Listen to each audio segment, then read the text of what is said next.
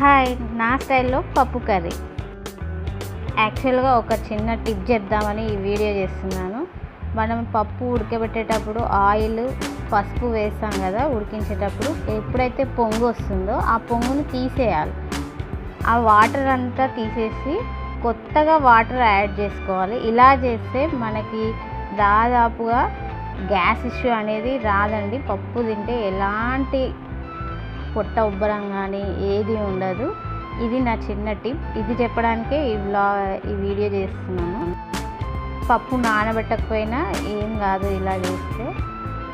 So simple ingredients తోటి టమాటా, పచ్చిమిర్చి వేసి వాటర్ వేసి బాయిల్ చేసుకోవాలి.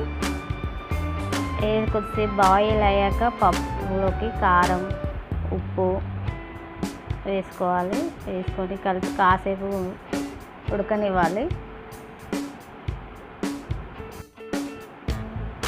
ఇప్పుడు కచ్చపిచ్చగా దంచుకున్న ఎల్లిపాయ వేసి కాస్త ఉడకనివ్వాలి.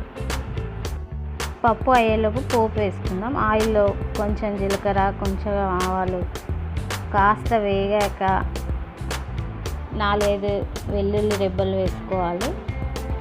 అందులోకి చిటికెడు పసుపు, కొంచెం కరివేపాకు వేసుకొని దాన్ని పప్పులో యాడ్ చేసుకోవాలి.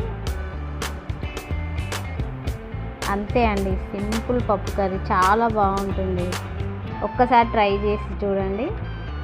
సూపర్ అంటే సూపర్గా ఉంటుంది. ట్రై చేసి కామెంట్ చేయండి ఎలా ఉందో. Thank you for watching. Do subscribe my channel.